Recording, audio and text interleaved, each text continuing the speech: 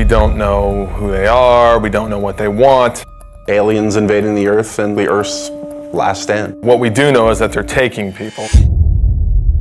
It's basically not a remake, but a reimagining of the original XCOM game. Well, core principles from the original that we wanted to build on was basically everything. XCOM is about Earth being threatened by an unknown enemy. The world bonds together and they form an elite military organization, the most elite in the history of the world, and that's where the player comes in. They are the commander of this organization. I think we were all fans of the original, working for Firaxis, we're all fans of squad-based, turn-based strategy, so I've played just about every turn-based strategy game out there. I think we all had a lot of ideas and things that we wanted to do and things we liked about all of the games that we played in the past. Just really finding the fun things and eliminating the things that we didn't really care so much for. So we start with the original game and we play it and we say, okay, well, we find that new players or even us old diehards, like we find this concept, we can improve this a little bit. And one of the first things we looked at was time units. And the idea was that your soldiers had a certain number of time units to move around the battlefield, to perform abilities, take shots and things like that. And actually it worked great in the sense that you had this resource that you were hoarding and that you had to be careful, because when you spent too many, you could find yourself exposed and in dangerous situations. So there's this great risk-reward mechanic.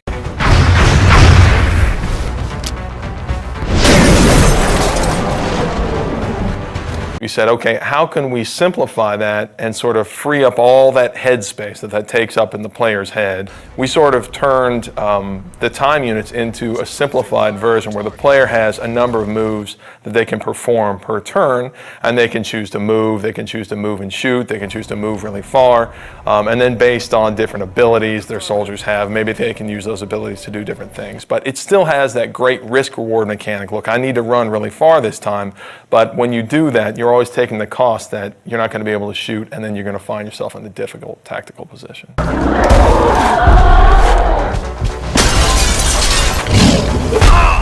The other big thing I think that we did was we added cover to the game. Now tactically you have a lot more important decisions to make based off of being in low cover and high cover, flanking aliens. So in some ways we feel like we made the game more tactical. One of the advantages I think we have as a turn-based game is that we can move the camera around wherever we want.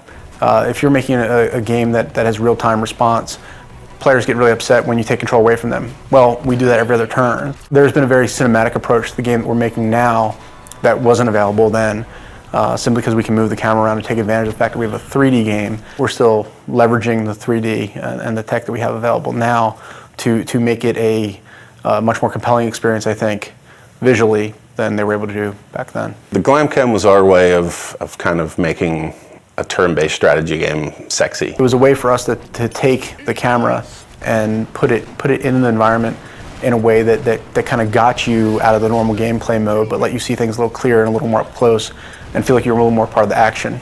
The idea is that when your soldier goes to take a cool shot, then the camera can drop in, and we've got these great dramatic scenes where your sniper's lining up this super long shot and you'll see it fall right down the barrel.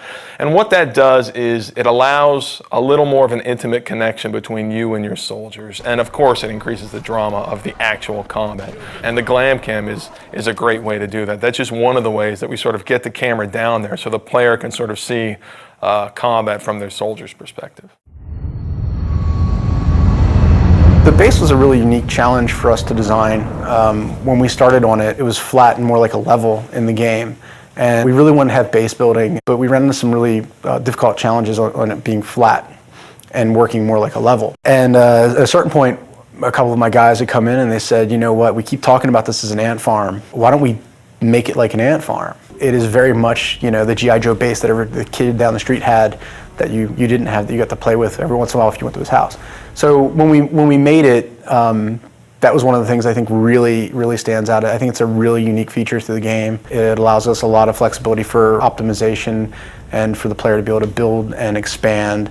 And it's a really different, I haven't seen represented that way really ever. And on top of that, they're actually expanding the structure, customizing the facilities that they're adding to their base. We want them to be able to see their soldiers interacting and their scientists, and so I think it's this really neat moment where you get into the game and you have this physical structure that you've customized and you've made the decisions about what you want to focus on, and then you can see your soldiers that you've leveled up and you've grown attached to, you can see them interacting, and it's something that I think we're really proud of. We're really excited for people to see.